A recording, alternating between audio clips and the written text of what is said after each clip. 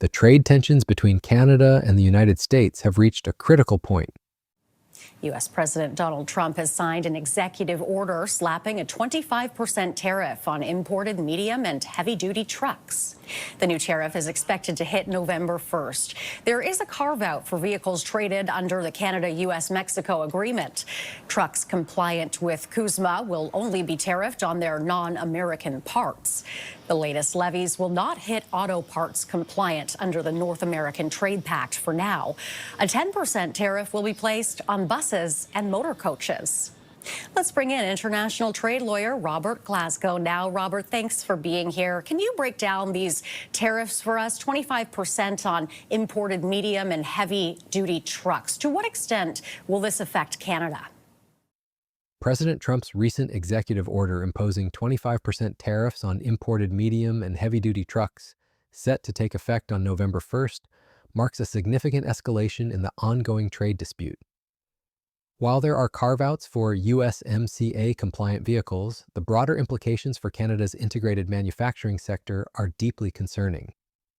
The automotive sector has been particularly hard hit by these developments.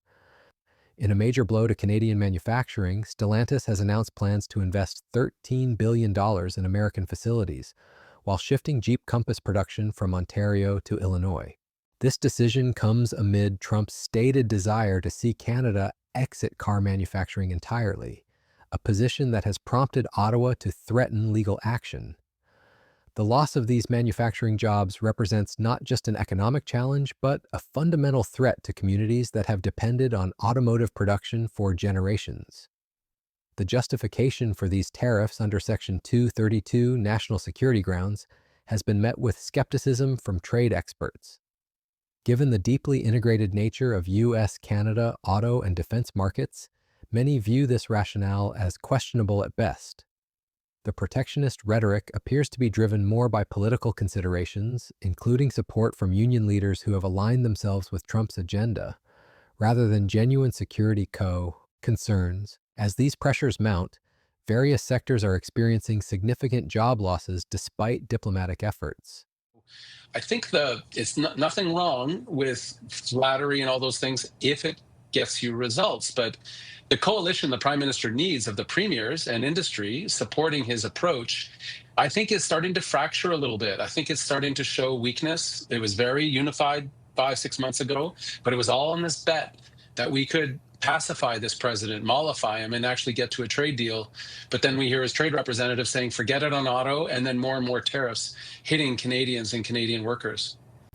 And how much of that do you think is sort of, I guess, exacerbated or influenced or impacted, Brian, by the fact that we have kind of adopted the framing that the U.S. wanted heading into these kinds of negotiations, which is sector by sector? Auto workers, steel and aluminum producers, forestry workers, and those in the fishing industry are all feeling the impact. The coalition of premiers and industry leaders that initially supported a unified Canadian approach is showing signs of strain.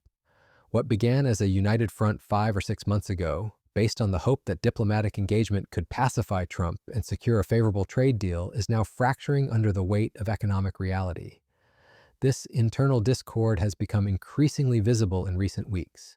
Alberta Premier Danielle Smith and British Columbia Premier David Eby have engaged in heated exchanges over pipeline development, with Smith accusing Eby of being unconstitutional and un-Canadian for blocking projects, while Eby argues against spending tens of billions on another publicly funded pipeline when existing infrastructure isn't fully utilized.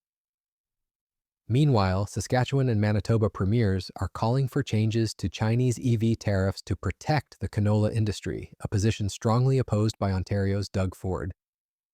The challenge for Canada lies in navigating a new reality where the zero tariff regime that has existed for years is no longer guaranteed. Trade experts note that while Trump hasn't granted complete exemptions to any country, he has negotiated framework agreements with reduced rates for partners like the UK and EU. For Canada, even reduced rates would represent a significant setback for Canadian industries. Issue only. It's certainly manifested in this relationship, but it is a broader global issue that I think the United States is grappling with. Right, but I appreciate China is a non-market economy and operates in ways that are not consistent with sort of the more liberal trade principles of Western countries. But Canada has aligned itself with the United States on things like electric vehicle tariffs. Aligned itself with the United States on to stop dumping of things like steel and other goods. Doing the transshipment workaround that China and other countries have done, and yet the country is still being punished.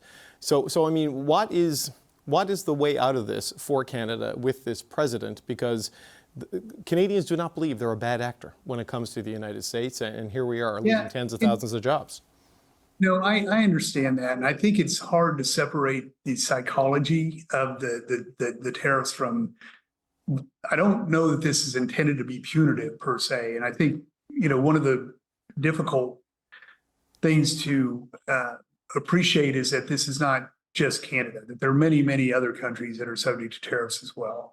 Now, it's true we've had a very special relationship, so it may feel more targeted and more directed. The Trump administration appears to view the current arrangement as giving other countries a competitive advantage and shows reluctance to return to the previous zero-tariff relationship, despite the long history of free trade that began with Brian Mulroney and Ronald Reagan. The Prime Minister has emphasized that diplomatic channels remain open. Ford later this afternoon, he's already come out and said he'd like to see you hit back, retaliate against new U.S. tariffs. So what's your message to him this afternoon? And does it include a new package of retaliatory action and trade action against the Trump administration? Well, Premier Ford and I are both interested in results for, in my case, for workers and families across Canada, of course, in his case, for the province of Ontario. And we're looking to work to those ends as constructively as possible. Right now, with the Americans, we're engaged in deep negotiations, intensive negotiations on several sectors of the Canadian economy: energy, aluminum, and the steel sector. The steel sector, it's across Canada, but the bulk of the steel sector is right here in Ontario. And we want to make progress in those negotiations. I'll be briefing the Premier on the status of those negotiations. We'll also be discussing the auto sector, the forestry sector, other parts of manufacturing, and what will make the biggest difference, not just to those sectors, but to all of Ontario, all of Canada, which is where we end up.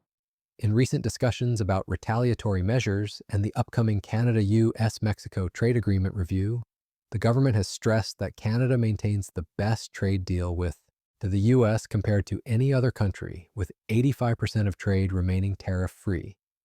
The message from Ottawa is clear. There are times to hit back and times to talk, and right now is the time to talk.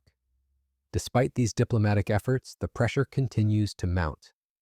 The Prime Minister's self-imposed deadline of November 16th for delivering tangible results adds urgency to the negotiations.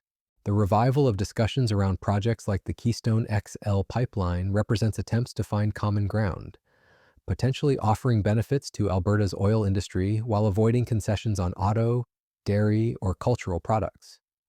The current approach of sending trade ministers to Washington for daily talks appears to be yielding some progress, with the U.S. Trade Representative noting an improved mood in negotiations. However, the fundamental question remains whether Canada can secure a bilateral agreement that protects its interests or will be forced to accept terms that fundamentally alter its economic relationship with its largest trading partner. As these negotiations continue, the stakes could not be higher. The fracturing of provincial unity, rising separatist sentiment in some regions, and the real economic impacts on workers and communities across the country all underscore the critical nature of this moment. Canada faces the challenge of maintaining its economic sovereignty while preserving access to its most important market, all while dealing with an American administration that views trade through a distinctly protectionist lens. The coming weeks will be crucial in determining whether diplomatic engagement can yield results or whether Canada will need to consider more assertive responses to protect its economic interests.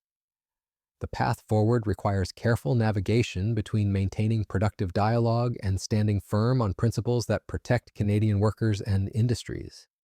As history has shown, the Canada-US relationship has weathered many storms, but this current challenge may prove to be one of the most significant tests yet of that enduring partnership.